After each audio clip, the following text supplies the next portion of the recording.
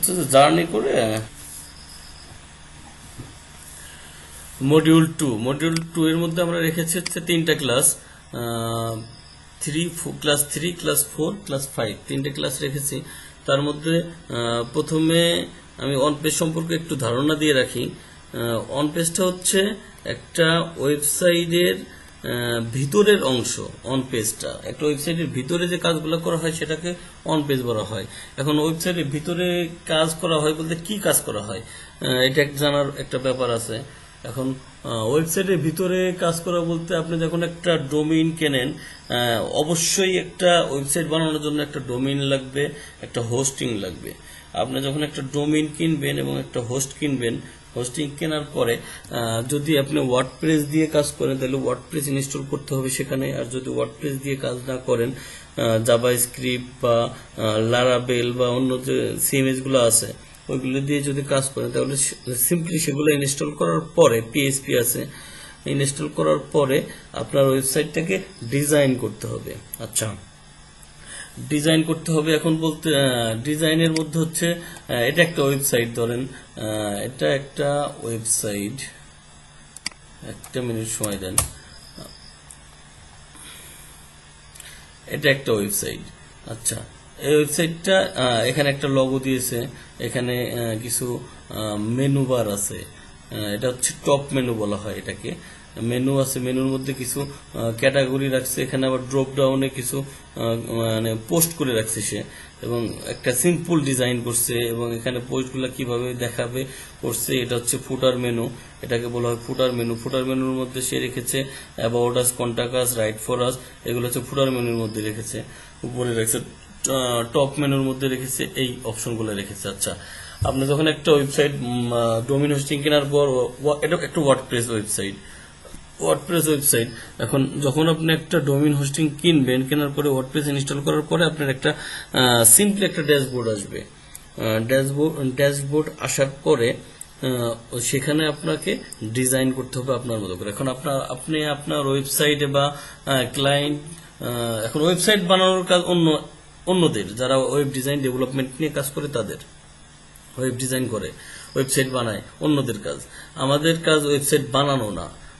আমাদের কাজটা হচ্ছে, যারা আমরা অন পেজ এসইও করি, সেটা হচ্ছে একটা ক্লায়েন্ট সে একটা ওয়েবসাইট বানাই দিবে, পেজগুলো ক্রিয়েট করে দিবে।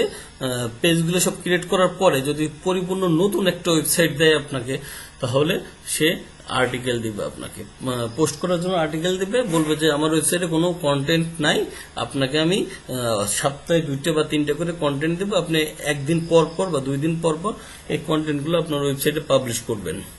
এখন হচ্ছে আপনার কাজ, এখন সে ডিজাইন সব করে আপনাকে জাস্ট পরিপূর্ণ একটা নিউ ওয়েবসাইট দেবে যেখানে কোনো কন্টেন্ট নাই। আবার অনেক ক্লায়েন্ট আছে যার ওয়েবসাইট আছে, কন্টেন্টও আছে, কিন্তু ওয়েবসাইটটা র্যাঙ্ক করতেছে না, গুগলে আসতেছে না তার কন্টেন্টগুলো। তখন সে বলতে পারে তার একটা এসইও করা লাগবে।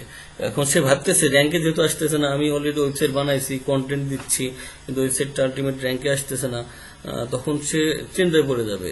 তখন সে ফিল করবে আমার ওয়েবসাইটটাকে এসইও করতে হবে। এখন এসইও করার জন্য সে কিছু লোক খুঁজবে যারা এসইও সার্ভিস প্রোভাইড করে। এই ধরনের কিছু লোক সে খুঁজে বেড়াবে।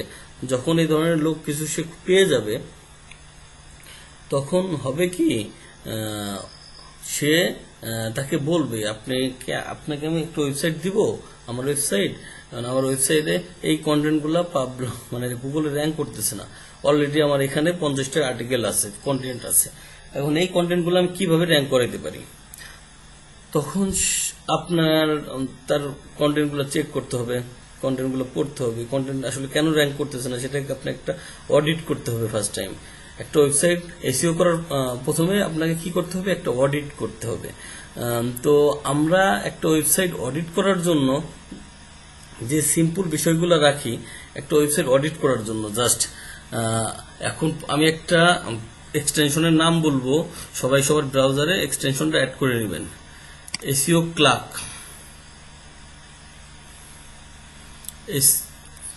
এসইও কোয়াক একটা এক্সটেনশন এখানে দেখা যাচ্ছে, দেখছেন নামটা, দেখছেন এসইও QUACAKE, এসইও কোয়াক লিখে আপনি জাস্ট আপনার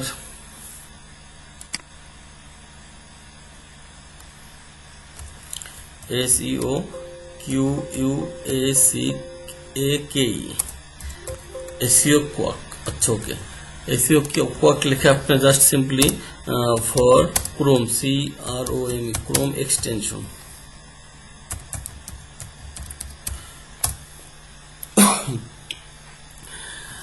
SEO Quack for Chrome extension, এই এক্সটেনশনটা আমি হোয়াটসঅ্যাপ গ্রুপে দিয়ে দিচ্ছি, আপনারা এখান থেকে নিয়ে জাস্ট গুগলে সার্চ করে দেন। করার পরে আপনাদের যে প্রথম যে ওয়েবসাইটটা আসবে SEO Quack, এখানে ঢুকে যান সবাই সবার কম্পিউটার থেকে SEO Quack যে এক্সটেনশনের নাম দিচ্ছি সেখানে ঢুকে যান। ওদের ক্রোমের ওয়েব স্টোরে চলে যাবে। এখান থেকে সিম্পলি আপনার ব্রাউজারে এটাকে অ্যাড করে নেন, add to Chrome, add extension click করে এটা আপনার ব্রাউজারে অ্যাড করে নেন এক্ষুনি, নাও, ইনস্ট্যান্ট এভরিওয়ান।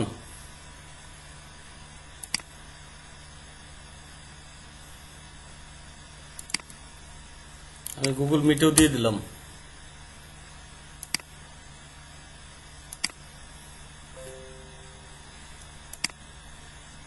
হয়ে গেলে আমাকে অবশ্যই ইনশিওর করেন যে হয়ে গেছে, আমি কাজ শুরু করব। সবার হয়েছে? সবাই রিপ্লাই দিবেন দ্রুত। আমি করতেছি ভাই, আমার ল্যাপটপ। আচ্ছা, SEO Quackটা ইনস্টল করে নেবেন। SEO Quackটা ইনস্টল করে ওটা অবশ্যই ব্রাউজারে পিন করে দেন। পিন করে দিয়েছেন?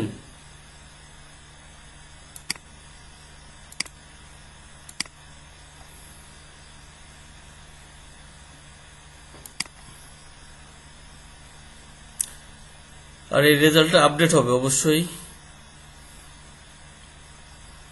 দু একজন রিসাবমিট করেছে, সেটা আমরা আপডেট রেজাল্টটা আগামীকালকে দিয়ে দেব।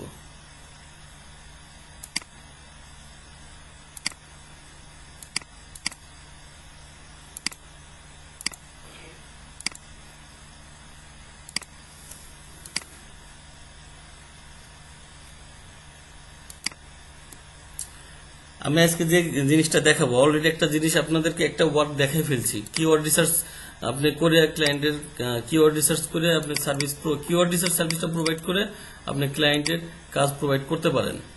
কিওয়ার্ড রিসার্চটা যদি কেউ ভালোভাবে শিখে থাকেন, আপনি কিওয়ার্ড রিসার্চ সার্ভিস প্রোভাইড করেও ফাইবার থেকে বা SEO Quack থেকে ইনকাম করতে পারেন। আপনাদের প্রোফাইলটা সাজাই নেবেন আপনারা কিওয়ার্ড রিসার্চের উপর। কিওয়ার্ড রিসার্চ করেও আপনারা প্রোভাইড ক্লায়েন্টের প্রজেক্ট সাবমিট করতে পারেন, ক্লায়েন্টকে প্রোভাইড করতে পারেন। অনেকে আছে 10টা কিওয়ার্ডের জন্য $20 নেয়, অনেকে আছে 20টা কিওয়ার্ডের জন্য $10 নেয়। তো আপনি যেভাবে নেবেন সে আপনার মানে আপনার প্রথমের দিকে অবশ্যই প্রাইসটা কম রাখার চেষ্টা করবেন। $5 আপনি 10টা কিওয়ার্ড প্রোভাইড করতে পারেন, বা $10 আপনি 20টা কিওয়ার্ড বা 30টা কিওয়ার্ড প্রোভাইড করতে পারেন। যেহেতু আপনার এই মুহূর্তে কাজ নাই, আপনি অল্প টাকায় আপনি সার্ভিসটা বেশি দেন, প্রথমের দিকে আপনি ক্লায়েন্ট ধরতে হয়, সেজন্য অল্প টাকায় সার্ভিসগুলো দেন, সমস্যা না। তো কিওয়ার্ড রিসার্চটা যে ভালো করে শিখে ফেলেছেন সে অলরেডি ফাইবার বা SEO Quack যে লিঙ্কটা দিয়েছি সেখানে আপনি অ্যাকাউন্ট ক্রিয়েট করে কিওয়ার্ড রিসার্চের উপর গিগ বানাই ফেলবেন এবং আপনাদের কাজ স্টার্ট করে দিবেন। যদি অ্যাকাউন্ট খুলতে কারো প্রবলেম হয় আমাকে পার্সোনালি নক করবেন, আমি দেখাই দিব।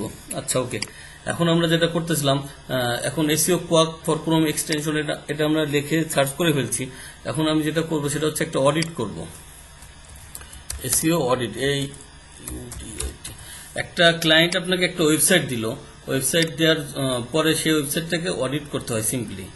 সিম্পলি যদি আপনি অডিট না করেন, সেই ওয়েবসাইটটার SEO করবেন, এখন সেই ওয়েবসাইটে কি কি সমস্যা আছে সেটা আপনি যদি না জানেন তাহলে অডিটটা করবেন কিভাবে? কথা মেবি বুঝতে পারছেন সবাই। একটা ওয়েবসাইট যদি আপনি ক্লায়েন্ট আপনাকে একটা ওয়েবসাইট দিল অডিট করার জন্য, আপনি অডিট করতে পারলেন না, বা ওই ওয়েবসাইটে কি কি সমস্যা আছে সেটা আপনি বুঝলেন না, তাহলে আপনি ক্লায়েন্টের সার্ভিস প্রোভাইড কিভাবে করবেন বলতে পারেন? কেউ কি বলতে পারেন যে আপনি অডিট পারবেন না? সেক্ষেত্রে হচ্ছে আপনাকে অবশ্যই ওই ওই ওয়েবসাইটে কি কি সমস্যা আছে সেটা দেখতে হবে আগে। দেখার পরে আপনি ওই মাফিক আপনি আপনার কাজগুলো প্রোভাইড করবেন।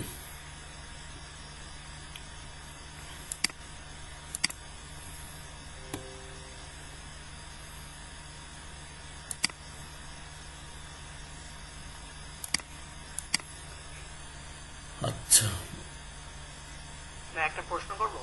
শিওর। আমি যে ওই ওয়েবসাইটটা কেটে দেই এখান থেকে।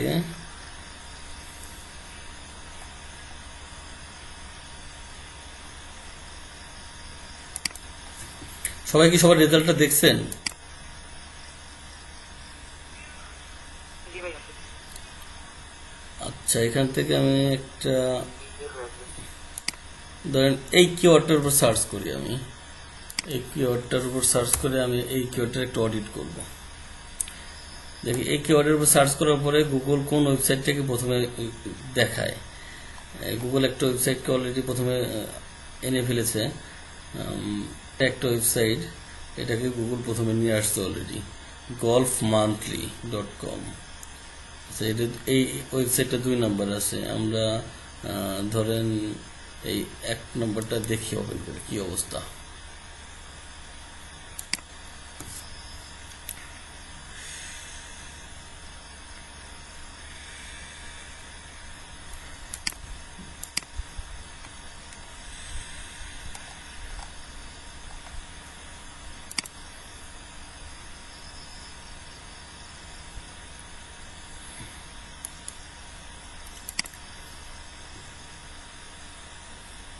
কেউ না বুঝলে কোশ্চেন করবা, কিন্তু আমার কথা শেষ হওয়ার পরে করবা।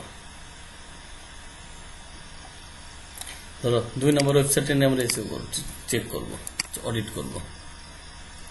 তাহলে 2 নম্বর ওয়েবসাইটে আমার টার্গেটেড, আমার প্রথমে যেটা লাগবে সেটা হচ্ছে আমার কি লাগবে, একটা ইউআরএল লাগবে, ওয়েবসাইটে একটা ইউআরএল লাগবে। ওকে, আমি এখানে ওয়েবসাইটের ইউআরএলটা দিয়ে রাখলাম। আচ্ছা, এটাকে আগেই করি। ওকে, 14 বোল্ড করে দেই, এখান থেকে কালার করে দেই, বড় করে দেই একটু।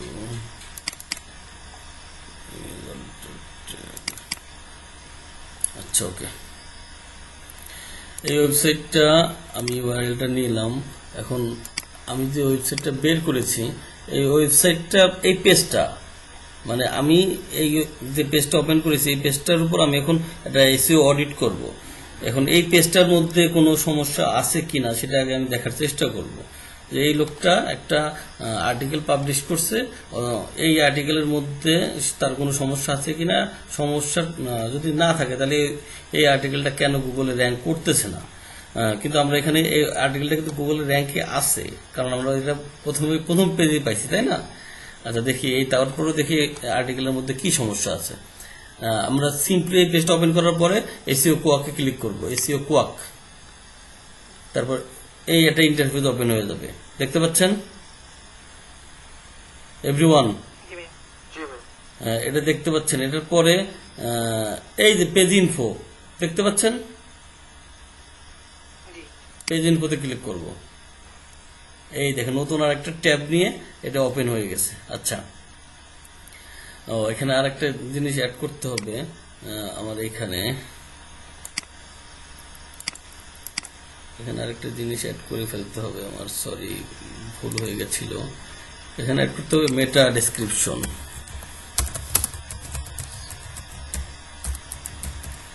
মেটা ডেসক্রিপশন,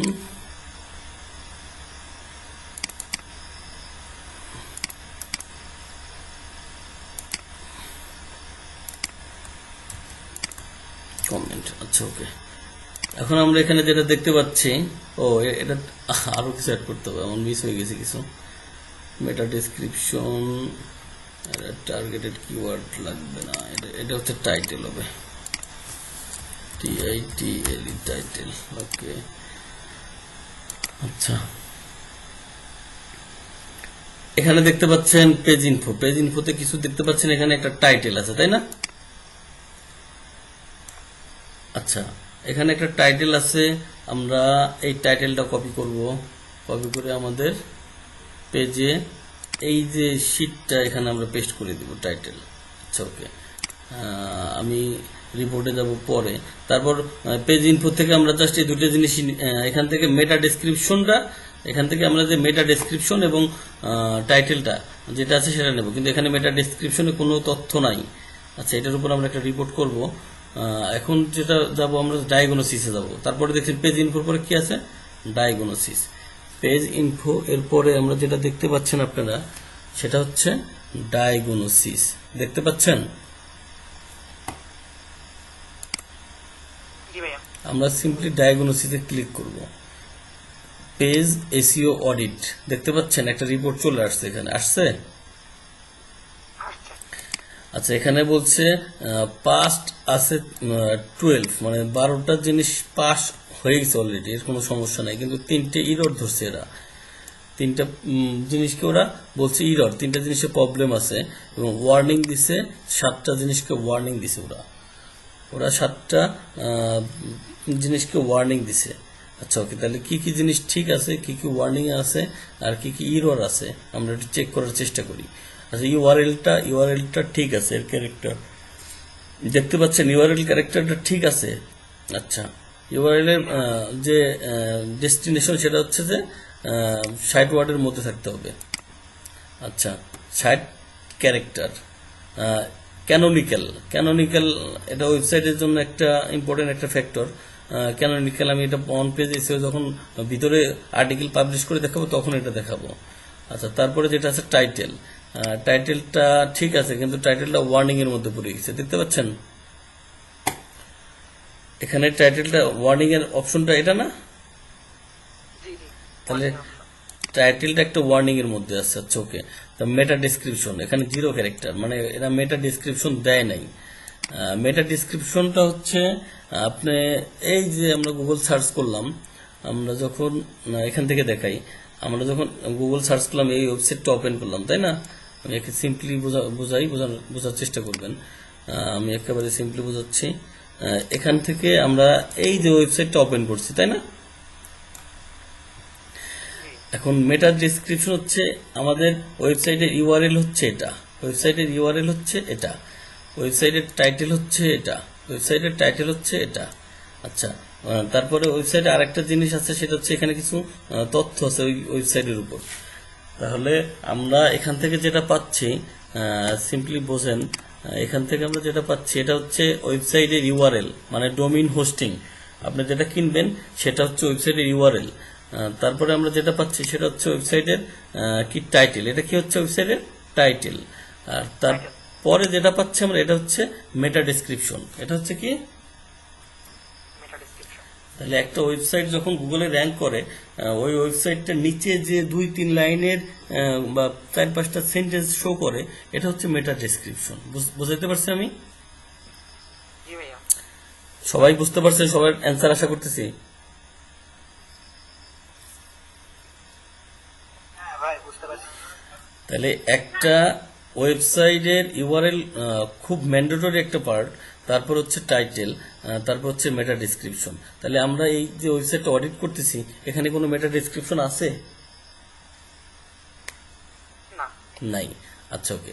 এখন আমি এটা কেটে দিলাম, এটা বুঝতে তো কোনো সমস্যা নাই।